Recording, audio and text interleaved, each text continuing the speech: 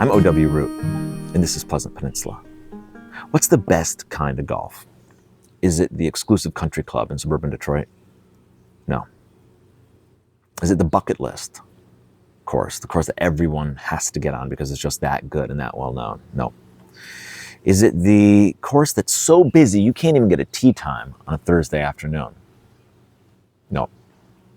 Those are not the best kinds of golf. The best kind of golf, the best form of golf, peak performance golf, is rural golf. It's the courses that are too far out to ever be busy.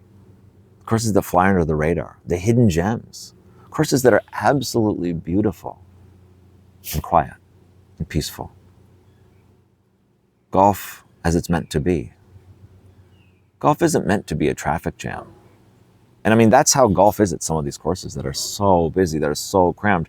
I mean, you've got guys behind you hitting into you, and you're hitting into someone else in front of you, and it's this constant push and pull. I mean, if you want to get in a traffic jam, get out on the road, get in the traffic jam, get in rush hour, smack your steering wheel, and scream out the window at the guy in front of you how gas is on the right.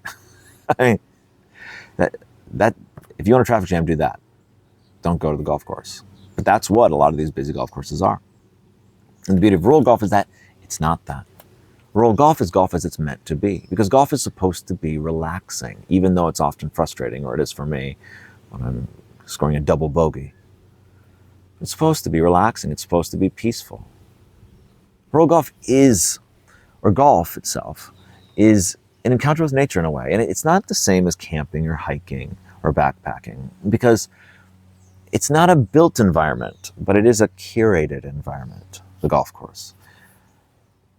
There's a manicured environment, the fairways, the greens, the hazards. But yet there is also something wild as well with the woods all around. It's a very unique and special thing. But it's supposed to be peaceful. It's supposed to be quiet. You're supposed to shh.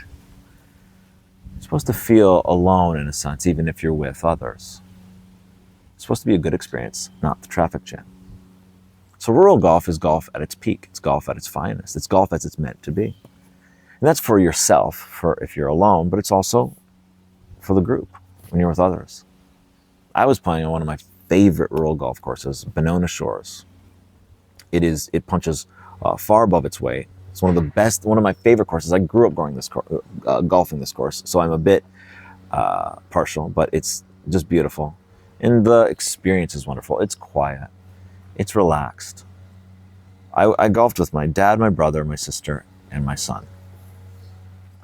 And he was able to hit a 24 on a par 3. He was able to take a 5-iron and work his way down the fairway because there was no one else there, because no one else was hitting up against us, because it was so relaxed.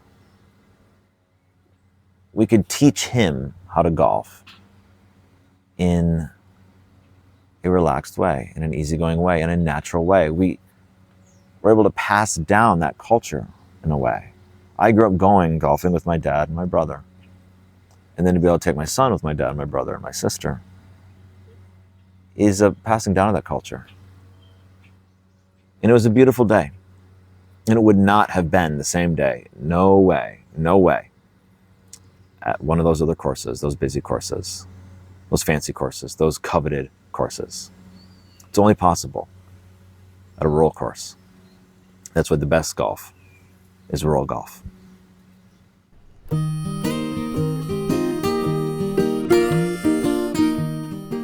You've had blueberry jam and blackberry jam.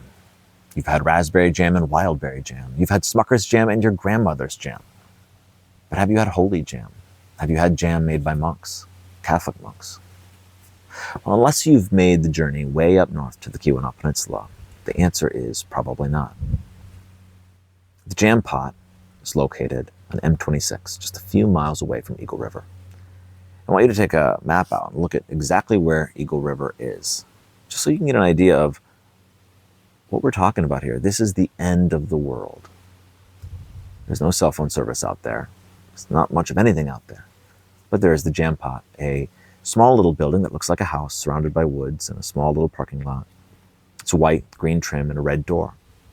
This is the jam pot. This is where the monks of the Keweenaw Peninsula sell their jam. They started way back in 1986. They gathered berries in the area and made jam. And since then, they've expanded quite a bit. Now they offer cakes and cookies and all sorts of other baked goods, and they smell delicious. Inside the jam pot, it smells sweet, soft, warm, and delightful. It feels like you just want to fall asleep and take a nap. But jam is still their main thing. That's what really draws people to the jam pot. In the jam pot, there's more jam. There's more jam than I've ever heard of in my entire life. I saw berries in types of jams and preserves that I didn't even know existed until that moment. And I spoke with Father Ambrose behind the counter, who was helping everyone find their jam and selling the jam to them. And he was kind and warm and welcoming, and despite fielding questions and ringing up customer after customer after customer, he took the time to tell me a little bit about what they do there and about their lives there. I asked him if it's like this every day, that they're open. They're open May through October. And he said, yes, it was not inordinately busy when I was there. That's just how busy it is the whole summer. And it was busy. It's unbelievable that it's busy that far north. Incredible. I also asked him if anyone, or how many monks stay the whole year. Because there's a monastery across the street, right on the shores of Lake Superior. It's a big, beautiful monastery, 3 gold crosses looking out onto the horizon over the waters of Lake Superior. There's a message there. There's a meaning there, here at the end of the world, these monks.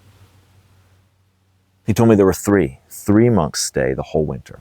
If the jam pot is far away in June, July, and August, it must feel even farther in February.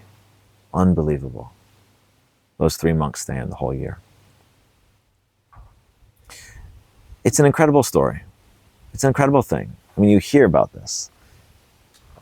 Catholic monastery, far up in the QAnon, these monks that make jam. It's amazing.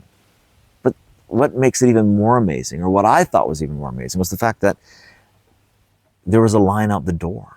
There were at least 30 people waiting in line to get into the jam pot, to buy this jam from these monks who devote their lives to their faith in making jam.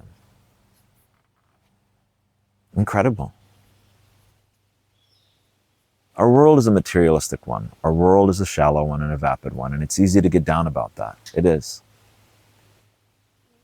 It's easy to feel like people don't really care about what matters anymore, or something. But that there was a line all the way up there, that these monks who devote their lives, again, to their faith, that sell this jam, and that people will wait in line way up in the QAnon. This isn't New York City. This isn't LA. This isn't Chicago. This isn't even Grand Rapids. This is the middle of nowhere, the end of the world. There's a line out the door to buy this jam from these monks. In a little way, that line is a glimpse of the good. It's a glimpse of something positive. That in our shallow world, in our dark world, what these monks do, they devote their lives to doing, can shine through. I think that's a beautiful thing. I usually hate waiting in lines, but I didn't hate waiting in that line at the jam pot. I'm O.W. Root from Michigan Enjoyer.